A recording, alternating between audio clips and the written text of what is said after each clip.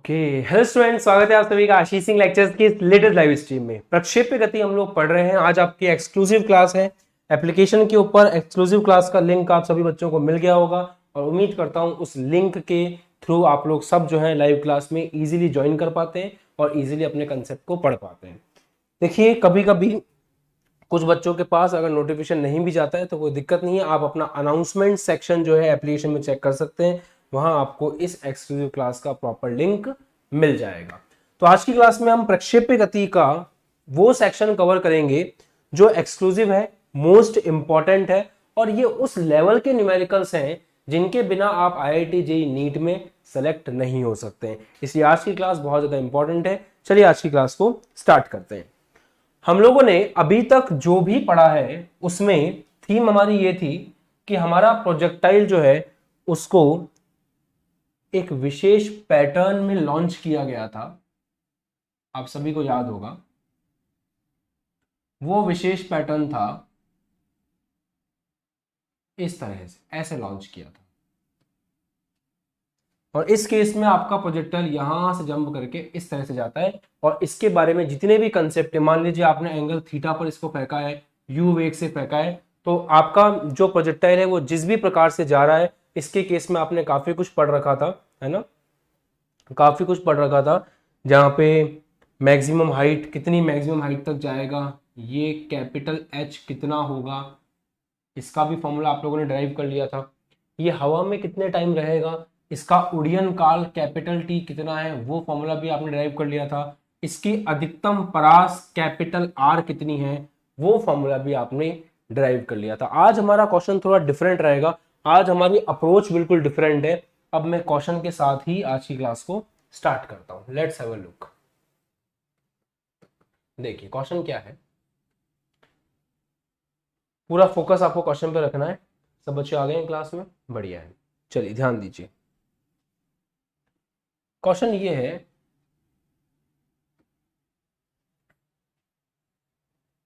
कि ऐसे एक इमारत है, इस इमारत के ऊपर आपने यहां से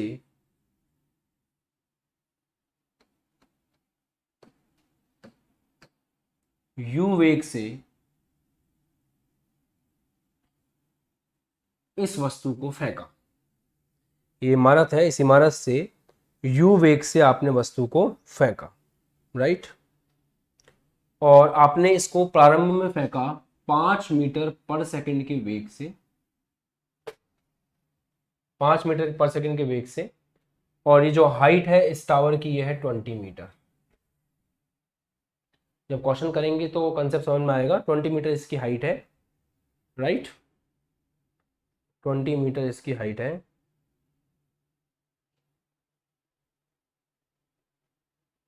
बहुत सी चीज़ें हमें देखनी पड़ेंगी, ठीक है। 20 मीटर इसकी हाइट है और हाँ, इतनी इंफॉर्मेशन आपको दे रखी है। अब आपसे ये सवाल पूछ रहा है, पहला सवाल जो इसने आपसे पूछा वो ये है कि ये किस रास्ते पर जाएगा। सबसे पहला सवाल ये है कि ये किस रास्ते पर जाएगा। अब बात ये है समझने वाली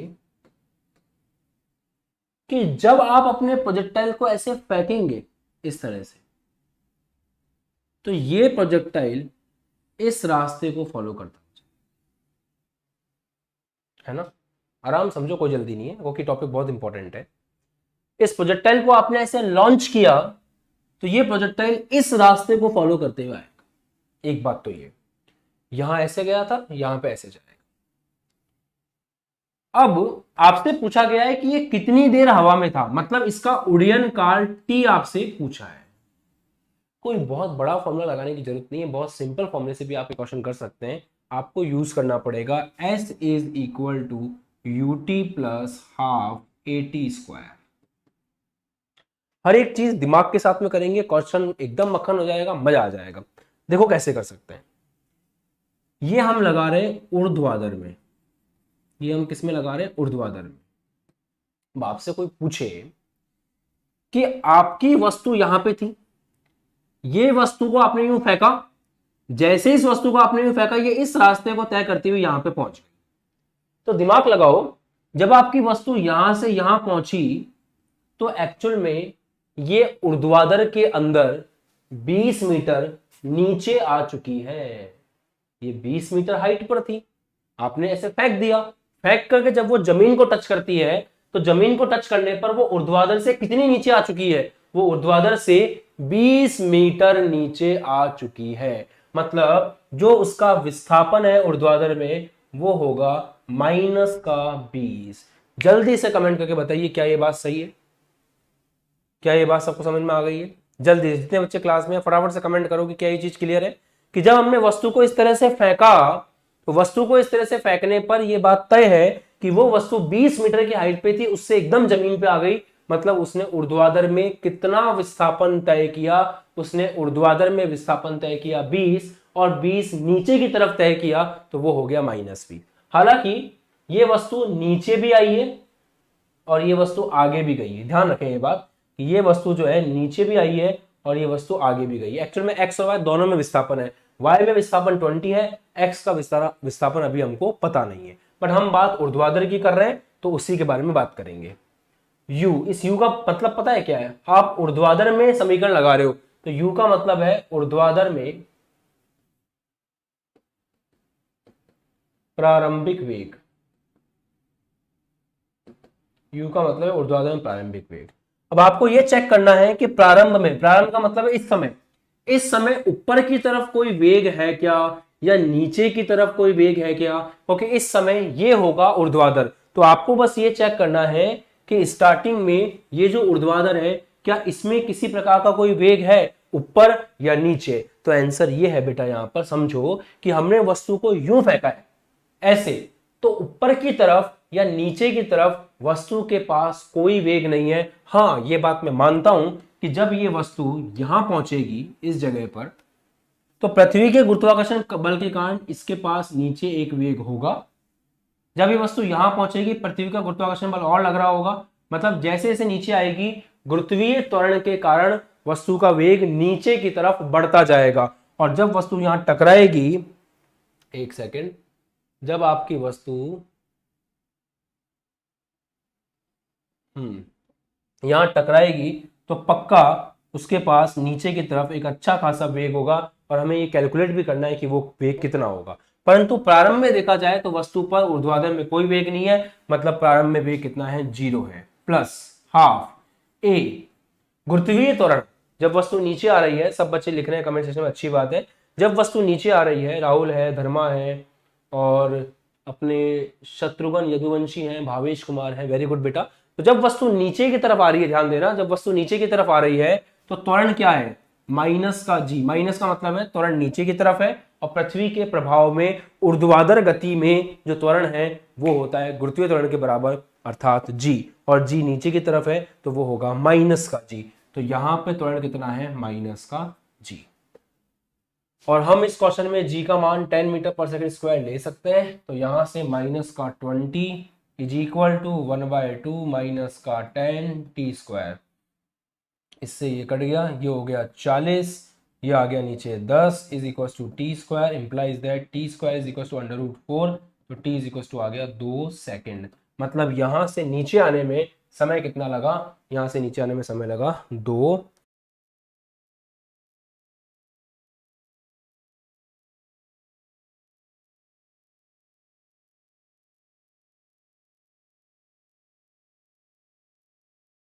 हाँ जी, तो थोड़ा नेट का इशू हो गया था इसलिए सेक्शन कट गया था आपका। बस मैं इतना ही कह रहा था कि यहां पर एक चीज तो तय हो गई है कि ये नीचे आने में कितना समय लेगा?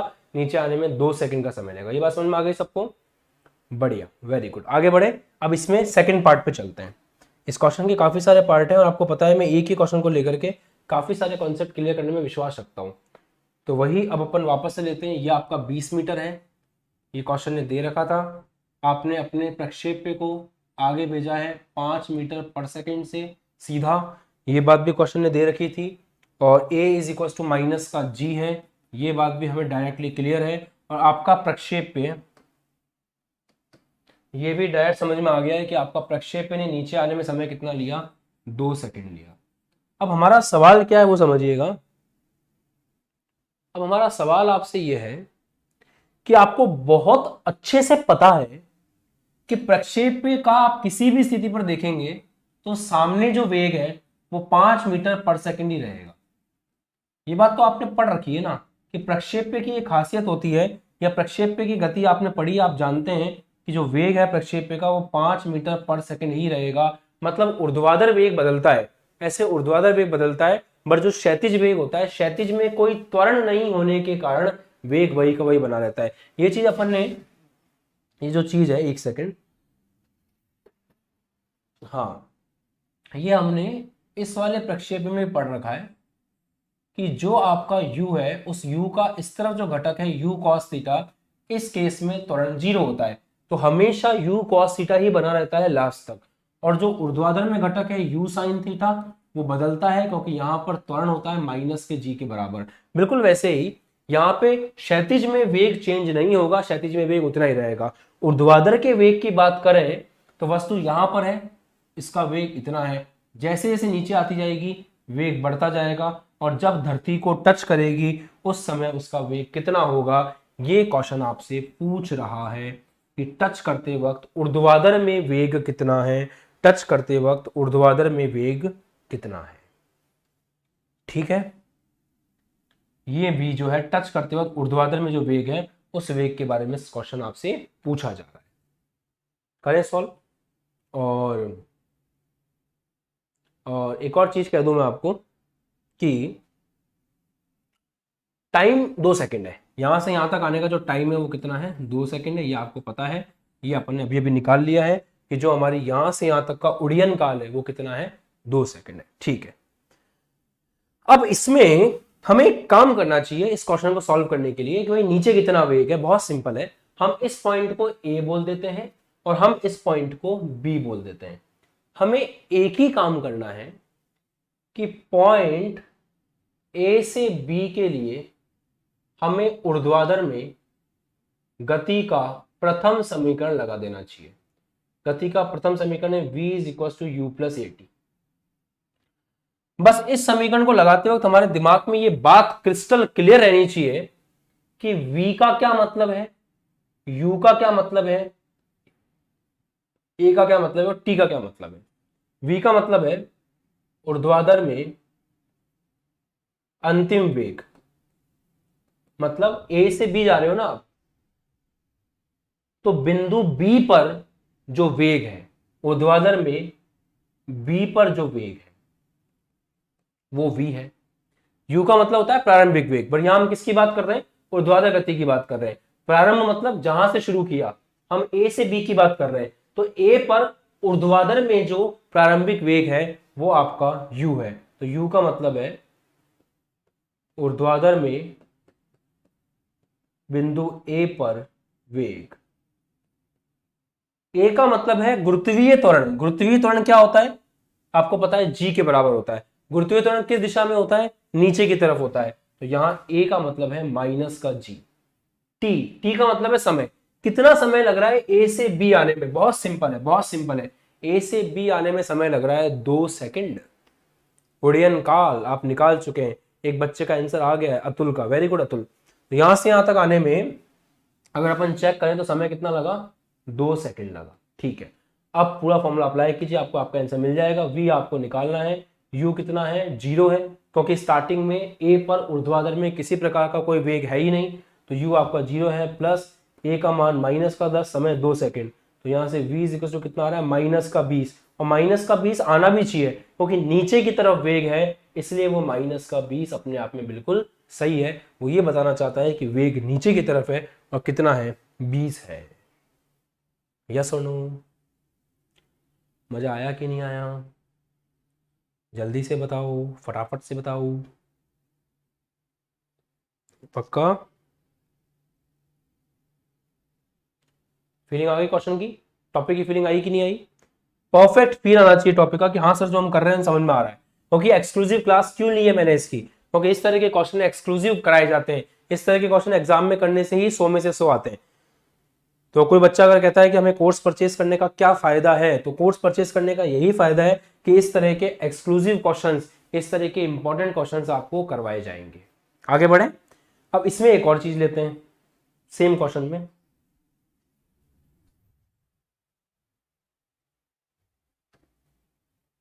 20 मीटर है, 20 मीटर से आपने फेंका 5 मीटर पर सेकेंड। आपको अच्छे से पता है कि इस रास्ते को तय करके आपकी वस्तु पहुंची। आपने ये भी पता लगा लिया अच्छे से कि जब टकरा रही है तो जमीन पर उसका वेग कितना है, -20 मीटर पर सेकेंड। आगे वेग कितना है आप कहीं भी चेक कर लें, आगे तो आपको वेग 5 मीटर पर सेकेंड ही मिलेगा, 5 मीटर पर सेकेंड ही मिलेगा, 5 मीटर पर सेकेंड ही मिलेगा। सही बात है। अब सवाल यहां पर यह है, हमें यह तो पता है कि जब आपकी वस्तु यहां से यहां पहुंची तो उसने ऊर्ध्वाधर में कितना विस्थापन तय किया, -20। नीचे आ गई, y अक्ष में देखें तो 20 नीचे आ गई, -20 उसका विस्थापन होगा। बट हमें यह नहीं पता कि उसने क्षैतिज में कितना विस्थापन तय किया। हमें ये चाहिए, हमें क्षैतिज में विस्थापन चाहिए। मतलब एक तरह से हमें x का मान निकालना है कि x में वो कितना चली। एक तरह से जैसे हम पहले परास निकालते थे ना, रेंज निकालते थे, बिल्कुल वैसे ही हमारे को इस वाले प्रोजेक्टाइल में ये चीज निकालनी। चलिए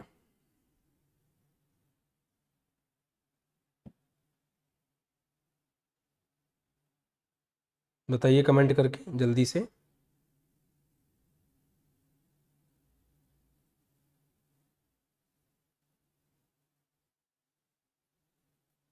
डन।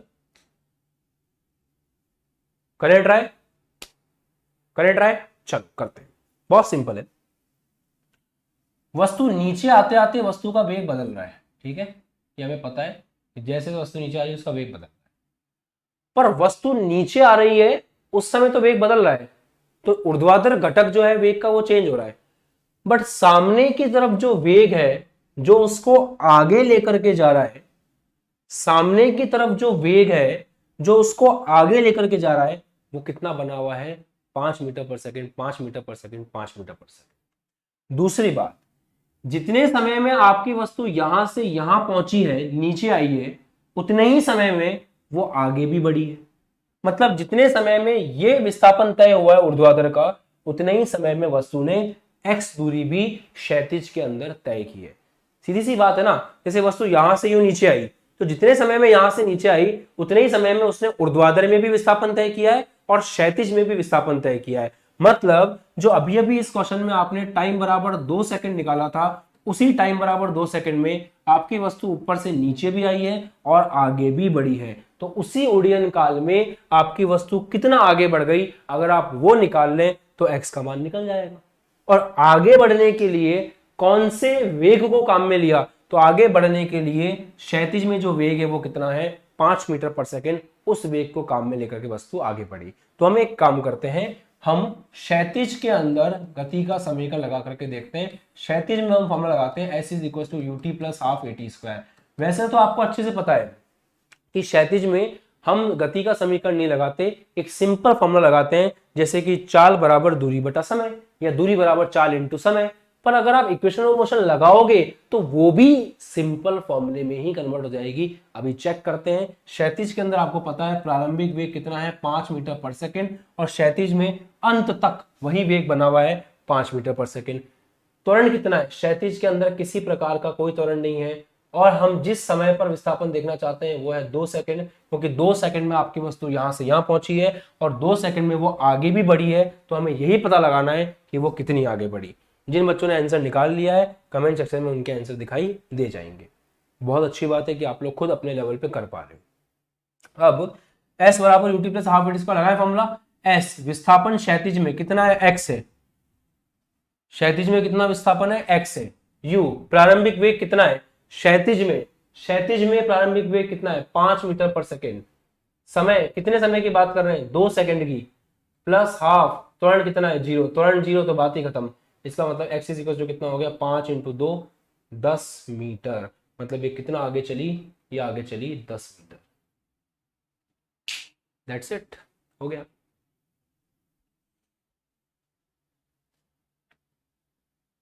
सही है। एक और चीज करें, पक्का थीम समझ में आ रही है क्वेश्चन की अच्छे से। आप लोग एक्सक्लूसिव क्लास में बहुत अच्छा कंटेंट पढ़ रहे हो, बहुत अच्छे लेवल का क्वेश्चन कर रहे हो, आपको इसको वैल्यू करना चाहिए और इस क्वेश्चन को अपने अच्छे से नोट्स करके रखना चाहिए, बहुत इंपॉर्टेंट चीज है ये। अब इसी में एक और चीज पूछ सकता है, उस पर आते हैं अपन।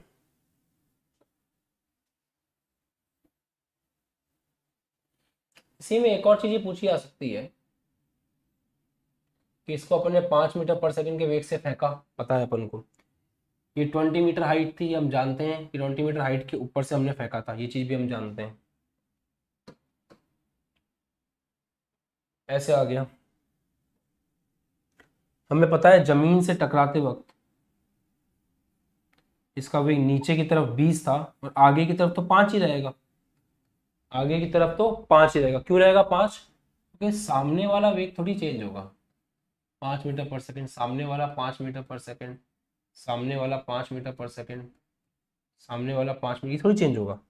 चेंज तो ये हो रहा है, ऊर्ध्वाधर वाला चेंज हो रहा है। ऊर्ध्वाधर वाला क्यों चेंज हो रहा है? क्योंकि गुरुत्वीय प्रभाव है, माइनस का जी त्वरण है, तो हर एक सेकंड में जी के बराबर वेग बढ़ रहा है जब वस्तु नीचे आ रही है। ठीक बात है। अब सवाल ये पूछ रहे हैं आपसे कि जो टकराते वक्त, धरती का है, ये आपकी धरती है, सवाल ये पूछ रहा है धरती से टकराते वक्त ऊर्ध्वाधर में वेग कितना है, तो वो आपने निकाल लिया -20। ठीक है। क्षैतिज में वेग कितना है? 5, पता है हमको। पर सवाल ये है धरती से टकराते वक्त वस्तु का जो वेग है, उस वेग का सदिश रूप दिखाइए, उस वेग को सदिश रूप में व्यक्त कीजिए। मतलब इस समय जो भी वेग है, यहां हमें वेग लिखना है और वो वेग भी किस रूप में लिखना है? सदिश रूप में लिखना है। अजी बहुत सिंपल है। इस पॉइंट पर दो वेग हैं, 5 मीटर पर सेकेंड है सामने की तरफ और 20 मीटर पर सेकेंड है नीचे की तरफ, तो 5 वेग है आई कैप के अंदर और 20 वेग है माइनस के जे कैप के अंदर। तो वेग का व्यंजक क्या हो जाएगा? 5 आई कैप माइनस का 20 जे कैप। बताओ जी। अरे बहुत इंटरेस्टिंग है, बहुत ज्यादा इंटरेस्टिंग है अगर ढंग से करें तो। एक और चीज सोचो, देखो ये एक्स अक्ष में घटक हो गया, ये वाई अक्ष में घटक हो गया, असली वेग कहाँ आएगा? ऐसे आएगा वेग v। आप लोगों ने पढ़ रखा है ना, क्या बोलते हैं उसको, वेग का सदिश घटक, सदिश वाले टॉपिक पे। तो यहां पर इसको मैं इधर अलग से बनाऊं, उस पॉइंट को बना रहा हूं। इस पॉइंट को ए बोला अपन ने, ये पॉइंट बी है, मैं बी पॉइंट को अलग से बना रहा हूं। इधर वेग कितना है? 5 मीटर पर सेकेंड, नीचे वेग कितना है? 20 मीटर पर सेकेंड। तो अगर अपन इस दोनों का परिणामी देखें, या अपन ने समांतर चतुर्भुज पूरा किया, तो जो विकर्ण बीच में से जा रहा है वो उनका परिणामी होगा। तो इस v को कैसे लिखा जाएगा? 5x में और 20j में, 20 मतलब माइनस का j कैप। और अगर इसका परिमाण निकालना हो तो वो कैसे आएगा? √5 का स्क्वायर प्लस माइनस के 20 का स्क्वायर कर लो, एक ही बात है। तो ये हो जाएगा √5 का स्क्वायर प्लस 20 का स्क्वायर। तो अगर आपसे वेग का सदिश रूप पूछे, आगे समझ में सब बच्चों को? Very good. भावेश बेटा माइनस का 20 होगा, अतुल आपका बिल्कुल सही है। तो अगर आपसे वेग का परिमाण पूछें तो आप कर दोगे √x² प्लस वाई स्क्वायर, क्योंकि ये वेग का घटक है ना, एक तरह से ये वेग का x घटक है और ये वेग का माइनस y घटक है, तो इन दोनों को कंबाइन करके तो वेग लिखोगे। एक और सवाल पूछ सकते हैं आपसे, लगे हाथ मजे लेते हैं क्वेश्चन के। एक और सवाल पूछ सकते हैं आपसे कि ये x अक्ष से कितना कोण बना रहा है? जो वेग सदिश है, अंतिम वेग सदिश जो है, वेग सदिश ये वाला, अर्थात ये वाला, ये एक्स अक्ष, सामने जो अक्ष जा रहा है वो कौन सा? एक्स अक्ष है, या फिर पृथ्वी का तल बोल सकते हो आप।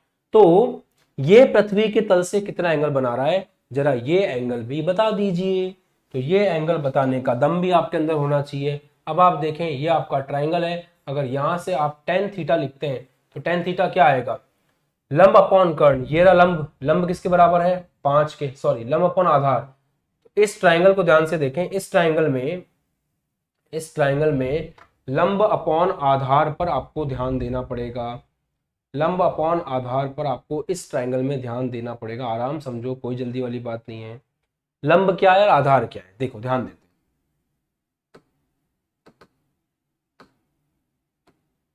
लंब क्या है और आधार क्या है। शुरू करें।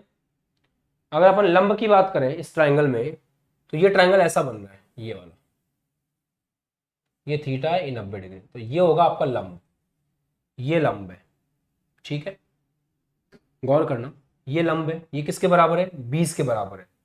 तो लंब बटा आधार, आधार क्या होगा, ये वाला आधार होगा, ये आधार है, ये किसके बराबर है, 5 के बराबर है।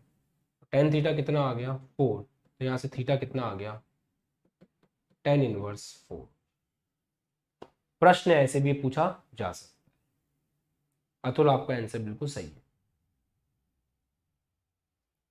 53 डिग्री नहीं होगा बेटा, 53 डिग्री नहीं होगा, क्योंकि टेन थीटा बराबर 4 आ रहा है, 4/5 नहीं आ रहा।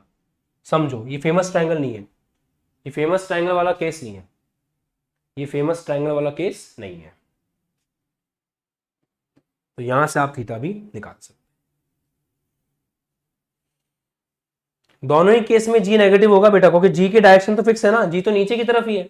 हमने ये मान रखा है कि ऊपर जो कुछ भी है उसको हम प्लस लेंगे और नीचे जो कुछ भी है उसको हम माइनस लेंगे। समझ रहे हो? तो केस को समझने की कोशिश करो, आप चाहे ऊपर फेंको चाहे नीचे फेंको, जी का तो नेगेटिव ही होगा ना, ये बराबर तो माइनस जी होगा ना। डायरेक्शन कौन सी है जी की, जी की तो नीचे डायरेक्शन है, जी की डायरेक्शन नीचे ही है। और समझो, ए की डायरेक्शन, मैंने आपको कंसेप्ट पढ़ाया था, मैंने पढ़ाया था थर्ड चैप्टर में, आप कंसेप्ट याद करो। जब ए का, बहुत मजा आने वाला है, बहुत मजा, जब ए का और वी का साइन सेम होता है तो वेग बढ़ता है। बताओ, मैंने बताया था। आप आशीष सर के कैप्सूल में उस बात को लिख सकते हो कि यदि ए वर्ग वी का सेम साइन होगा तो वेग बढ़ेगा, बताया था मैंने। अब वस्तु नीचे आ रही है तो उसके वेग की डायरेक्शन क्या है, नीचे की तरफ है। नीचे वाली डायरेक्शन हमने क्या ले रखी है, नेगेटिव, तो वेग भी नेगेटिव, ए भी नेगेटिव, इसका मतलब वेग क्या होगा, बढ़ेगा। वो बात सही भी है, जब वस्तु नीचे आ रही होती है तो उसका वेग बढ़ रहा होता है। That's it. और राहुल कह रहा है इनवर्स ट्रिग्नोमेट्री यूज होगा। हाँ जी बिल्कुल, आपने इनवर्स ट्रिग्नो अभी पढ़ी नहीं है, इसलिए आप यहां छोड़ सकते हैं कि जैसे tan x is equal to y है तो x इज इक्वल टू होगा tan इनवर्स y, इस तरह से ऐसा होता है। तो यहाँ tan थीटा बराबर 4 है तो थीटा बराबर होगा tan इनवर्स 4।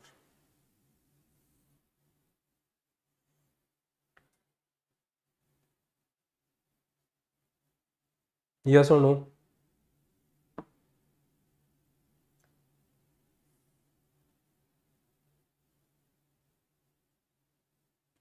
जल्दी से बताओ, क्लियर है, पक्का, डन, यहां तक एकदम मक्खन है, आगे बढ़े।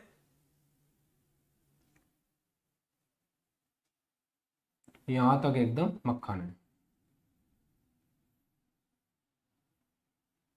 अब आगे बढ़ते हैं, बहुत मजा आएगा। एक और क्वेश्चन लेते हैं डिफरेंट टाइप का। अब ये मैंने कहा था ना मैं दो केस लूंगा। अब ये हो सकता है ना कि यहां पर वस्तु रखी हुई है, ठीक, यहां पर वस्तु रखी हुई है और आपने उसको ऐसे फेंक दिया,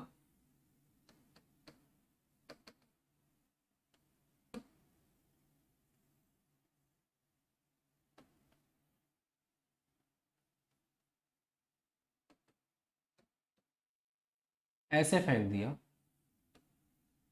और आपने फेंका मान लो उसको 30 मीटर पर सेकंड के वेग से 30 डिग्री के एंगल पर, राइट। तो आपकी वस्तु इस बार किस प्रकार से जाएगी, आपकी वस्तु इस बार ऐसे जाएगी, थोड़ा सा ऊपर जाएगी फिर नीचे आएगी, ऐसे जाएगी। इतनी गंदी बात है ना, हम लोग कभी एक बार में नहीं बना पा रहे, ऐसे जाएगी। अब इस केस में आपको उड्डयन काल निकालना है, कितने टाइम में टच किया, टी निकालना है। इस बार एक चीज का ध्यान रखिएगा कि इस u के इस 30 मीटर पर सेकंड के घटक होंगे। एक घटक इधर आएगा u cos 30 और एक घटक ऊपर आएगा u sin 30। पहले वाले क्वेश्चन से और इस वाले क्वेश्चन में बहुत बड़ा फर्क है बेटा जी। वो फर्क ये है कि इसमें अपन ने u फेंका था तो ऊपर की तरफ जो वेग था वो शून्य था, ऊर्ध्वाधर में कोई वेग नहीं था, केवल क्षैतिज के अंदर ही वेग था। परंतु यहाँ पे जो कहानी अब चेंज हो चुकी है, अब क्षैतिज में u cos 30 है और यहाँ पे u sin 30 है। जिसको ये बात नहीं पता उसका खेल खत्म। cos 30 कितना होता है, √3/2, तो ये हो जाएगा 30 इंटू √3/2 बराबर 15√3। इससे आपकी वस्तु आगे जा रही है और हर जगह ये कभी चेंज नहीं होगा, ये 15√3 15√3 15√3 बना रहेगा, इसमें कभी चेंज नहीं आएगा। ये कितना था स्टार्टिंग में, ऊपर की तरफ u sin 30, u sin 30 मतलब 1/2, तो ये है 30 इंटू 1/2 बराबर 15। ये स्टार्टिंग में 15 है, समझना, कम ऑन, ये स्टार्टिंग में 15 है, पर जैसे जैसे वस्तु ऊपर जाएगी ये यहां पर आकर के ऊपर की तरफ जो घटक है, ऊपर वाला जो घटक है vy वो कितना हो जाएगा 0, आगे वाला घटक वही रहेगा 15√3। फिर जैसे जैसे वस्तु आपकी नीचे आएगी ये घटक बढ़ता जाएगा बढ़ता जाएगा बढ़ता जाएगा और टच करते वक्त जमीन के ये फिर से अधिकतम होगा। टच करते वक्त ये जमीन के फिर से अधिकतम होगा, जमीन को टच कर रहे होंगे तो ये फिर से क्या होगा, अधिकतम होगा। राइट, बताओ चेक करके यहां तक, आप कमेंट करोगे तो मैं आगे बढ़ूंगा।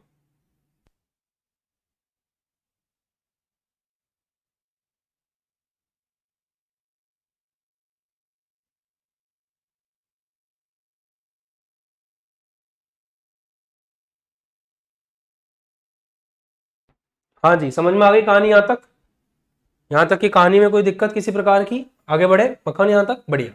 समझे कि ऊर्ध्वाधर में इस बार वेग 0 नहीं है, तो इस बार आप समीकरण लगाएंगे उड्डयन काल निकालने के लिए, तो समीकरण किस प्रकार लगेगा गौर फरमाइएगा। इस बार मजा आने वाला है बहुत, ऐसे लेवल के क्वेश्चन करके दिल खुश हो जाता है। इस बार ऊर्ध्वाधर में हम समीकरण लगाएंगे और ये डिस्टेंस कितना दे रखा है 20, हाँ ठीक है, ये डिस्टेंस कितना है 20 है, पहले वाले क्वेश्चन की तरह ही, ठीक है। तो ऊर्ध्वाधर में समीकरण लगाओगे s is equal to u t plus half a t square, तो पिछली बार तो आपका u 0 था क्योंकि ऊर्ध्वाधर में पहले कोई वेग ही नहीं था स्टार्टिंग में, पर यहाँ पे वेग ऊर्ध्वाधर में प्रारंभ में कितना है 15, तो इस बार 0 नहीं है। s कितना है -20 बराबर 15 इंटू टाइम t हमको निकालना है प्लस हाफ a की जगह -10 टी स्क्वायर, तो सॉल्व करते हैं और क्या, ये हो जाएगा -20 बराबर 15 इंटू टी -5t स्क्वायर, सही है, -5t स्क्वायर, उसको उधर ले जाते हैं तो ये हो जाएगा 5t square plus 15t, sorry गंदी बात,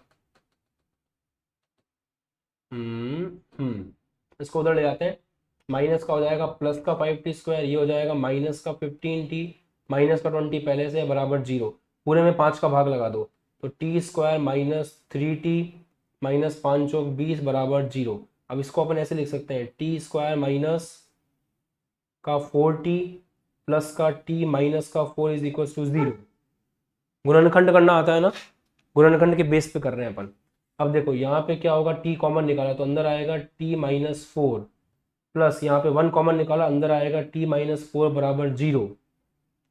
गुणनखंड करना आता है ना बबुआ, उसके बिना नहीं हो पाएगा रे।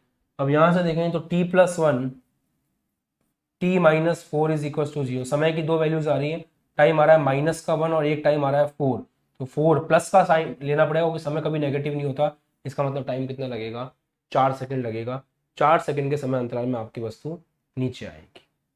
तो कंसेप्ट को पकड़ना ही तो इंपॉर्टेंट है, बाकी सब तो फर्जी है। कंसेप्ट पकड़ लिया तो सब कुछ ईजी है, कंसेप्ट नहीं पकड़ा सब कुछ बेकार है, बिना कंसेप्ट के तो कैसे कर पाओ, राइट, बताओ। बच्चे कमेंट कर रहे हैं कि हाँ सर समझ में आ रहा है, अच्छी बात है। अब आपको यहां पर इस केस में यह पता लगाना हो कि टकराते वक्त नीचे की तरफ वेग कितना था इस पॉइंट पे, ये पॉइंट आपका ए हो गया, ये पॉइंट आपका बी हो गया। सेम क्वेश्चन जो पहले वाली टॉपिक में था, पहले वाले क्वेश्चन में था कि टकराते वक्त नीचे की तरफ वेग कितना है। अब उसके ऊपर आते हैं, इसकी फोटो फाटो खींचनी हो तो 4 3 2 1 टेक फोटो।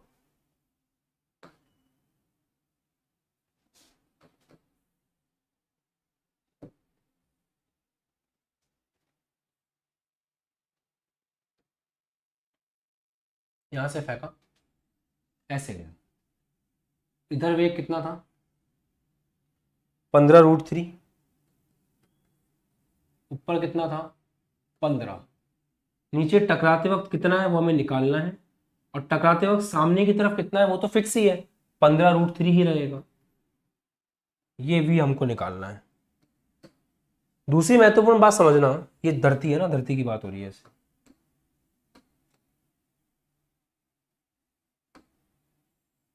ये हम पृथ्वी की सतह पे ही देख रहे हैं। चलो, अब पॉइंट ऑफ कंसर्न ये है कि यहाँ जब ऊर्ध्वाधर में फॉर्मूला लगाएंगे अपन, तो फॉर्मूला कौन सा लगेगा, v = u + at। टाइम हमको पता है कि 4 सेकंड में नीचे आ रहा है, ये हम जानते हैं। v हमें निकालना है, u पहले u 0 हुआ करता था, बट अब u 0 नहीं होगा। ओके, स्टार्टिंग में ऊपर की तरफ वेग है, कितना है 15 है, तो u बराबर है +15, ये ऊर्ध्वाधर में लगा रहे हैं अपन, ठीक है। a कितना होगा -g, समय कितना लगा 4 सेकंड, तो v बराबर हो गया 15 - 10 × 4, ये हो गया 15 - 40, that is -25 metre per second, मतलब नीचे की तरफ कितना आ रहा है 25 मीटर पर सेकंड। यस और नो? Very good. राजभर एक बच्चा है, राजभर ब्रजेश, परफेक्ट आंसर आया बेटा आपका 25 माइनस, ये क्या है माइनस का है, 25 किसका है माइनस का है। एक और बात, अगर यहां पर हमें इधर के वेग को लिखना हो सदिश रूप में, तो 15√3 है आई कैब में, और माइनस के जे कैब में है 25, तो ये फॉर्मूला बन जाएगा। अगर आप सदिश रूप में लिखना चाहें तो v वेक्टर बराबर 15 आई कैब माइनस का 25 जे कैब। और अगर एंगल थीटा निकालना हो तो वो भी मुश्किल नहीं है, अब तो आपको तरीका पता है कि अगर एंगल थीटा आपसे पूछे तो आप वही लंब अपॉन आधार करके निकाल सकते हैं, जैसे पहले वाले क्वेश्चन में आपने निकाला था, राइट। आपसे पूछ रहे हैं कि ये वाला डिस्टेंस निकालो, x कितना आगे बढ़ा, तो बहुत सिंपल है, इसमें आपको क्षैतिज में इक्वेशन लगानी पड़ेगी सेम पहले की तरह। वहां आपको बोलेंगे s बराबर ut + ½ at² अप्लाई करो, तो आप जैसे ही s बराबर ut + ½ at² अप्लाई करेंगे मजा आ जाएगा। s बराबर, s मतलब क्षैतिज में विस्थापन x है, क्षैतिज में लेकर के कौन जा रहा है, क्षैतिज में 15√3 लेकर के जा रहा है, समय कितना लग रहा है 4 लग रहा है, क्योंकि 4 सेकंड में, जितने समय में ये पूरा उड़ियन काल से यहां पहुंचा उतने ही समय में ये आगे भी तो बढ़ रहा है, टाइम तो वही रहेगा, और त्वरण 0 है, तो ये पूरी टर्म क्या हो गई 0, क्योंकि क्षैतिज में किसी भी प्रकार का कोई त्वरण नहीं है। तो x बराबर कितना आ गया 15 × 4 = 60, 60√3, ये कितना हो गया 60√3 मीटर। तो एक बार अगर अपन समझ लेते हैं किसी चीज को, तो मुझे नहीं लगता कि बाद में उस चीज को वापस से करने में कोई दिक्कत किसी प्रकार की होती है, तो हमेशा के लिए अपने दिमाग में फिक्स हो जाता है, हमेशा हमको याद रहता है, राइट। यस और नो? सही है, कर लोगे, कोई दिक्कत नहीं है। और अगर आपसे पूछते कि अधिकतम कितनी ऊंचाई तक गया, ध्यान लगाना, अगर आपसे पूछते कि अधिकतम कितनी ऊंचाई तक गया, ये h निकालने के लिए आपको कहते, तो आप इस पॉइंट से इस पॉइंट, मान लो ये पॉइंट आपने b बोला, तो आप इस पॉइंट से इस पॉइंट तक इक्वेशन ऑफ मोशन लगा सकते थे ऊर्ध्वाधर के अंदर, कि ऊर्ध्वाधर में 15 के वेग से गया है, त्वरण आपका a बराबर -g है, तो आप समीकरण लगा सकते थे v² बराबर u² + 2as। तो v कितना है आपका, यहां पहुंच करके ऊर्ध्वाधर में v कितना हो गया, ये समीकरण आपको लगाना था a से लेकर के c तक।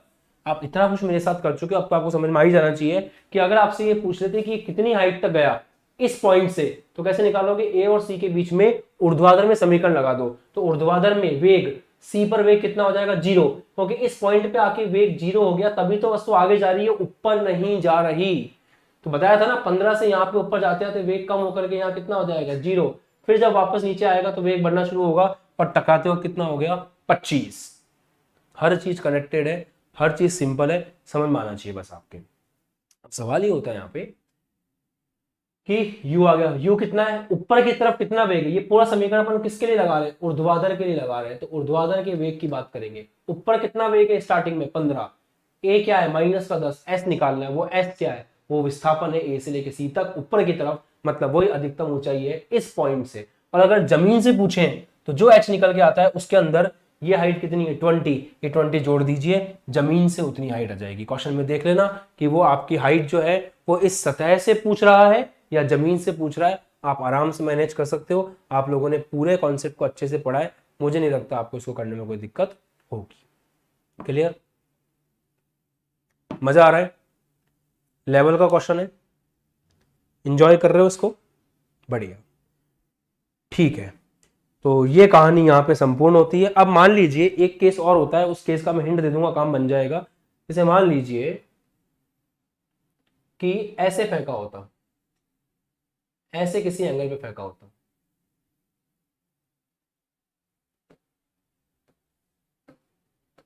और क्षैतिज से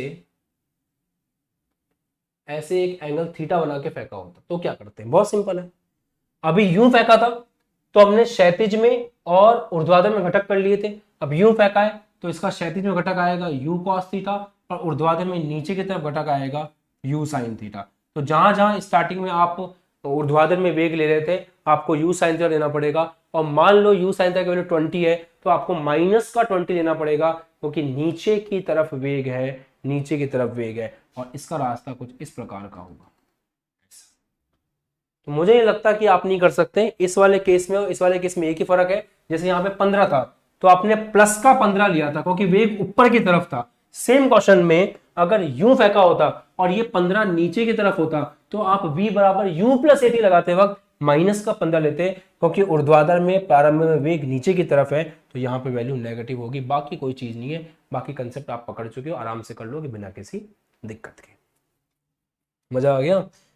एक बच्चा कह रहा है मजा आ गया, वेरी गुड वेरी गुड। एक बच्चे ने हाइट निकाल भी दी, बहुत अच्छी बात। ऐसे मेहनत करते रहो, IIT में सिलेक्शन होके रहेगा ना बेटा, कैसे नहीं होगा सिलेक्शन। तो यहां से एक बात समझ में आती है, अब आपका प्रोजेक्टाइल मोशन का मेरी तरफ से सारा कॉन्सेप्ट, सारा फंडा क्लियर है। यहां से आपका प्रोजेक्टाइल मोशन फिनिश होता है। अब अगली क्लास में हम लोग जो है एक समान वृत्तीय गति और उस टाइप के टॉपिक्स को लेंगे। आप लोगों ने जिस चीज के लिए आप लोग कहते हैं एप्लीकेशन पे ज्वाइन होने का क्या फायदा है, यही फायदा है कि इस प्रकार की एक्सक्लूसिव क्लासेस जो हैं वो आपको प्रोवाइड होती हैं, और इस तरह की एक्सक्लूसिव क्लासेस में जो जिन लेवल के क्वेश्चंस होते हैं वही आपको फ्यूचर में आगे बढ़ने में मदद करते हैं, और इस तरह के क्वेश्चन से आप IIT JEE सेलेक्ट कर सकते हो। तो उम्मीद करता हूँ आपको क्लास पसंद आई होगी। आप अपने दोस्तों के साथ में शेयर कीजिए कि इस तरह की एक्सक्लूसिव क्लासेस हैं, ताकि आपके साथ आपके फ्रेंड्स वगैरह भी आकर के पढ़ सकें। और जो बच्चे, बहुत से बच्चे हैं इस बैच में, बट सबके पास लिंक नहीं पहुंच पाता है, कुछ लिंक चेक नहीं करते हैं, है ना, आलस करते हैं, कुछ लोग रिकॉर्डिंग्स देखते हैं। बाकी मैं आपसे यही कहूँगा कि जितना हो सके आप लोग लाइव ही आके पढ़ें, ताकि लाइव में आपका रूटीन सही मेंटेन रहे और आप अच्छे से पढ़ सकें। ऑर्गेनिक केमिस्ट्री चल रही है आपकी 6 बजे 12th वालों के साथ, क्योंकि ऑर्गेनिक में जो स्टार्टिंग होती है ना, जनरल ऑर्गेनिक केमिस्ट्री, वो 11th और 12th दोनों की सेम होती है। तो आप लोग अभी उन्हीं के साथ में 6 बजे केमिस्ट्री पढ़िए, ऑर्गेनिक केमिस्ट्री पढ़िए, आपको बहुत मजा आएगा, बहुत आनंद आएगा। मिलते हैं अगली क्लास में। बाय जय हिंद, टेक केयर, ध्यान रखो, खुश रहो, मस्त रहो, पढ़ाई करते रहो। All the very best. और हाँ, उम्मीद है कि आप लोग अपने स्कूल के एग्जाम्स में बहुत अच्छा करोगे और आपको बहुत अच्छे नंबर मिलेंगे। जय हिंद।